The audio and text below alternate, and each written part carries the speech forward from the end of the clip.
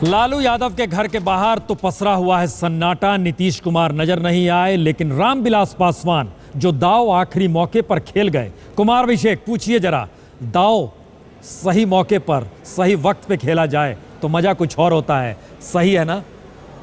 सच होता दिख रहा है। इस वक्त रामविलास पासवान हमारे साथ हैं, उनका परिवार हमारे साथ है। रामविलास जी, आपने कहा था कि मोदी की लहर चल रही है और जो रुझान है वो यही दिखा रहे हैं, क्या कहेंगे? नहीं, हमने तो कहा था, देखिए लीडर यदि आप हैं और आप सुतुर मुड़ुक के समान जो है पांव उठाए हुए हैं कि हम आकाश को रोक लेंगे और आपको सही जानकारी नहीं है, तो इससे ज़्यादा आप क्यों न राजनीति करते हैं?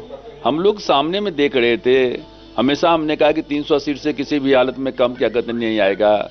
हम बिहार में कह रहे थे कि 30 सीट से कम क्या कहते हैं कि हमको नहीं मिलेगा। और पूरे देश में आप देख रहे हैं, कन्याकुमारी से लेकर के कश्मीर तक क्या कहते हैं कि ये लहर है और लोगों ने मैंडेट दिया है।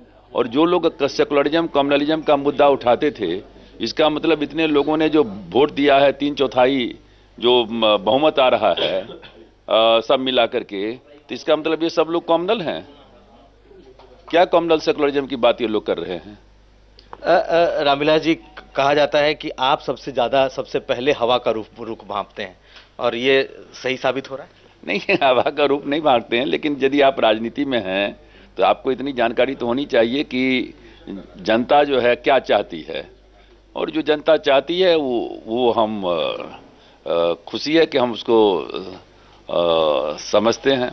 रामविलास जी, किस तरह की सरकार होगी? अब तो मैंडेट साफ दिख रहा है, लैंडस्लाइड विक्ट्री एक तरीके से लगता है कि बीजेपी को आएगी।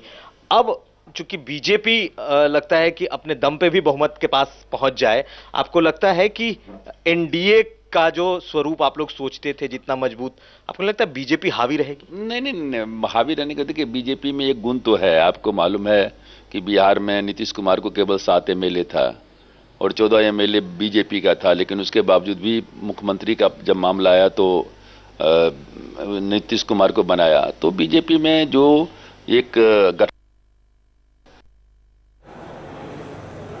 रामविलास पासवान समझ रहे हैं कि दरअसल अब सत्ता सरकार के साथ खड़े हैं, लेकिन राजनीति बदल रही है, उसमें उनको जगह मिलेगी या नहीं। हम पहले एक ब्रेकिंग खबर आपको दे दें। एसपीजी की टीम गांधीनगर के लिए रवाना हो गई है नरेंद्र मोदी के लिए। नरेंद्र मोदी को अब एसपीजी के दायरे में रखा जा रहा है। एसपीजी सुरक्षा बंदोबस्त उनके लिए रहेगा। एसपीजी के दायरे में ही अब उनकी रवानगी बनारस भी होनी है, दिल्ली भी होनी है, और टीम गांधीनगर के लिए रवाना हो गई है। तो जो स्थिति इस देश में प्रधानमंत्री की होती है, उसकी तैयारी होने लगी है, वो जमीन नजर आने लगी है।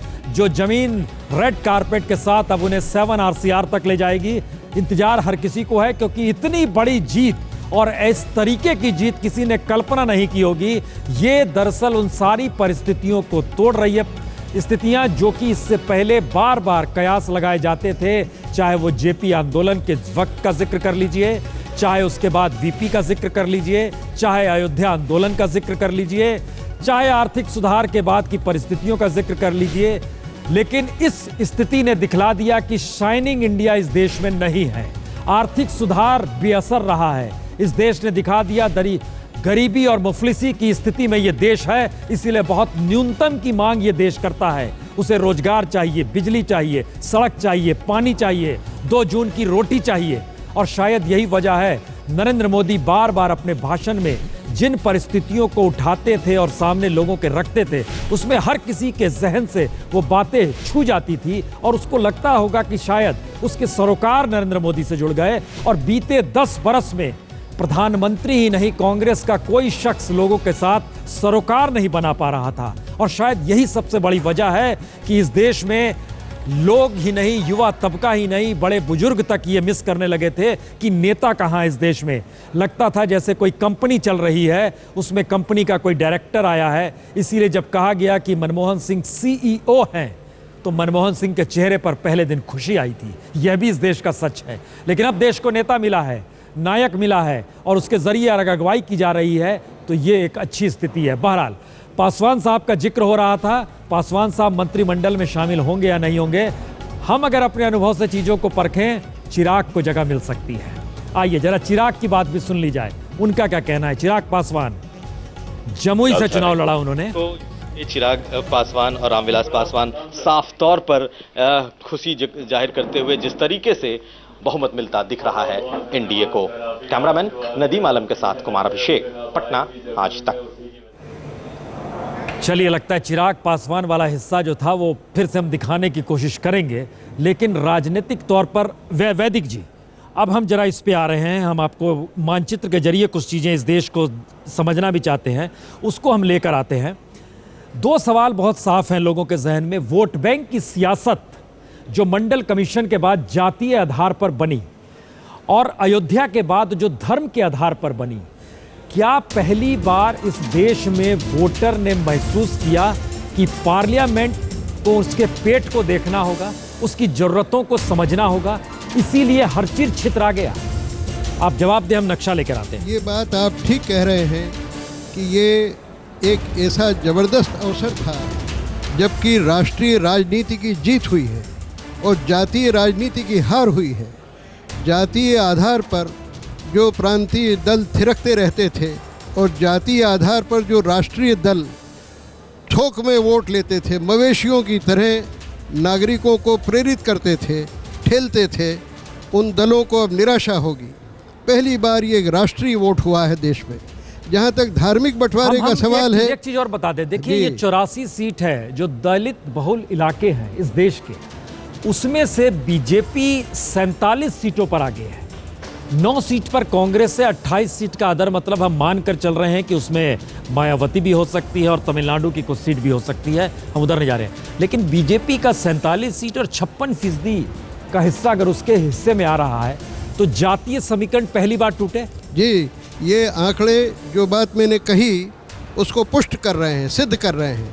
और जहाँ तक धार्मिक बंटवारे का सवाल है, मजहबी बंटवारे का सवाल है, मुझे इस बात की बहुत खुशी है कि पिछले 6 महीने में नरेंद्र मोदी ने कोई सांप्रदायिकता की बात बिल्कुल नहीं कही है। उन्होंने बल्कि सभाओं में खुलेआम कहा है, बनारस में ख़ास तौर से कहा, और पटना में जब बम फटे उनकी सभा में तब उन्होंने कहा कि भला पूरे देश का होना चाहिए, प्रत्येक नागरिक का होना चाहिए। नहीं, लेकिन राजधर्म का पालन यही है। लेकिन वैदिक जी, जिस बात का जिक्र आप कर रहे हैं, पहली बार मुसलमान खुलकर सामने आया कि वो मोदी का विरोध कर रहा है जी। लेकिन हम एक नई परिस्थिति इस जनादेश में देख रहे हैं। 106 सीट मुस्लिम बहुल इलाकों की, उसमें भी 52 सीट, आधी सीट बीजेपी के हक में जा रही है। ये कौन सा मैसेज है? नहीं, इसको आप दोनों तरह से पढ़ सकते हैं कि इसमें यह भी हुआ है कि मुसलमान अगर एक तरफ जा रहा है तो दूसरे मज़हबों के सारे लोग, हिंदू, मुस्लिम, सिख, ईसाई, मुसलमानों को छोड़ दें, बौद्ध लोग, वो सब एक तरफ जा रहे हैं। एक तरह तो यूँ पढ़ा जा सकता है। दूसरा, इस निर्णय को जो आप कह रहे हैं, इस निष्कर्ष को यूँ पढ़ा जा सकता है कि मुसलमानों में भी जो प्रबुद्ध मुसलमान हैं वो गुजरात को भूलने को तैयार हैं और वो आगे होकर अब कह रहे हैं कि ठीक है, मोदी बढ़िया करे, अच्छा करे, हम साथ देंगे। दोनों व्याख्याएं इस निष्कर्ष की हो सकती हैं। इस मायने में मैं समझता हूं कि इस चुनाव परिणाम का हमें स्वागत करना चाहिए। हम इस चर्चा को आगे बढ़ाएं, हम जरा दिखाना चाहते हैं स्क्रीन पर क्या नज़ारा है। प्रकाश जावड़ेकर साहब के गले में ढोल है, तो ये जो भी नाच गीत हो रहे हैं ये 11 अशोक रोड में हो रहे हैं और इसी को लेकर ये नाच गीत का जो पूरा प्रसंग है, मोदी डांस हम आपको दिखाते हैं पहले। सो सॉरी टीम के जरिए ये बनाया गया, जरा इसे देख लीजिए।